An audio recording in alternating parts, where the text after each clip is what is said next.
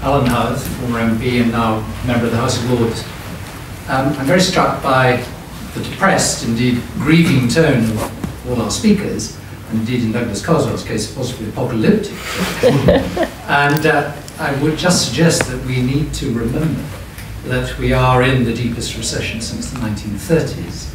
We are coming towards the end of a long period of government by a particular party. And it's perhaps not surprising that the national mood may not be as cheerful as it has been in other phases of our history. I do think it's quite important not to conflate the unpopularity of the government or the perceived inadequacies of political leaders with inadequacies of the system. There are indeed inadequacies of the system, and all kinds of reforms are needed. But constitutional tinkering isn't going to transform our political culture, I think. I'd like, if I might, just to put a quick point to each one of the panelists. To Douglas, to say with great respect, I thought there was something of a misconception underlying a good deal of what he said, and I want to praise you for your courageous independence. But Parliament doesn't govern the country, the executive governs the country. And the role of Parliament, I think, is to legitimise, or not, to hold the government to account. Certainly, it palpably fails to hold the government to account in all sorts of ways that we would desire. But I do think that you underestimate the ability of Parliament to influence the executive. I think governments think very carefully about what they can put to their own party, what they can get through Parliament. And I would submit that an unelected House of Lords has a considerable capacity to restrain government. And certainly the House of Commons can.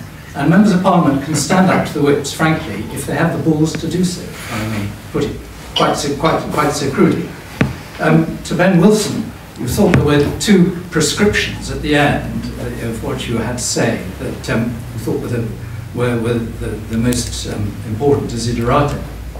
One was that we should have a more educated society. We do have a more educated society, and it's debatable, but I believe that standards of education have improved. There are certainly abundantly more opportunities for political information and indeed for political participation in the digital era. So it's perhaps something of an irony that with this improvement in education and this improvement in information and scope for participation, alienation, disaffection from, as it were, orthodox Westminster politics has grown in the way that it has. And I do agree with what was just now said, that one of the reasons why we are unlikely to see a recreation of mass membership of political parties, which was the other thing we wanted us to have, is precisely because more educated, more sophisticated, less tribal individuals are not prepared to sign up to the package. Finally, can I say to Polly that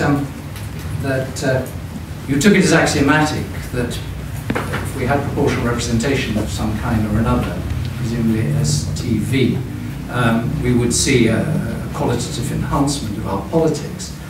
Would you be kind enough just to explain in 3 sentences why? Well, a question for each of you there. I have a question for Lord Howarth, which is if constitutional tinkering doesn't help to improve political culture, what does? But maybe we can take that up. I mean, I'm not sure it's a solution to everything, but I think it's certainly a very good first step. Gentleman just there.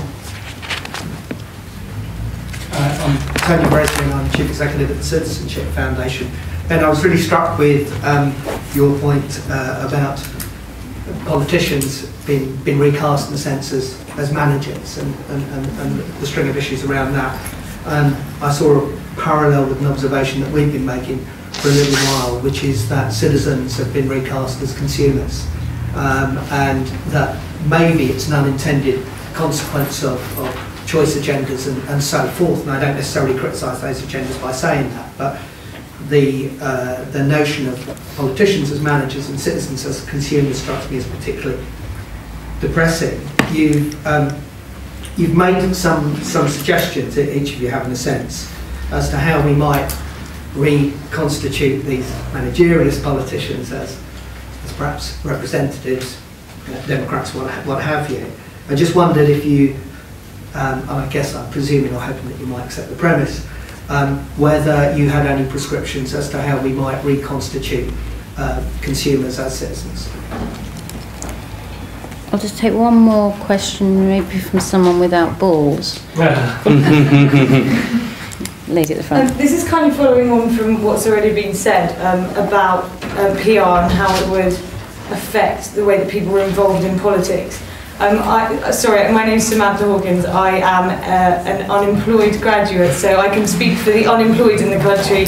I can speak for the young people in the country and say that, unfortunately, there is more interest from the people I know, and I went to Cambridge. I know huge numbers of vastly intelligent, wonderful people who would be the most interested in politics out of a lot of people my age, who are more excited about the prospect of voting in this week's X Factor and would vote in this week's X Factor than in the next general election. And I think even if they know that their vote wouldn't make a difference, they would still vote and they would still pay the 35p or whatever it is because they want to get their voices heard, because it's something they're interested in.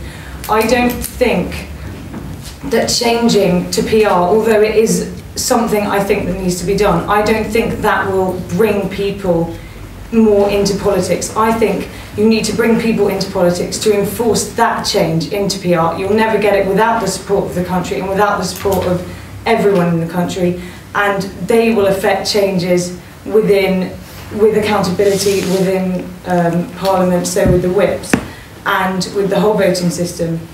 So basically my question is really, maybe you should start with getting people's interest back up, and I don't know how you do that, but I think that any changes that occur within Parliament, unless people are really interested in politics, it often won't affect them, they won't notice, they won't care, and it certainly won't make them more involved. So how would you make them more involved to make the cause and effect change around, if you see what I mean?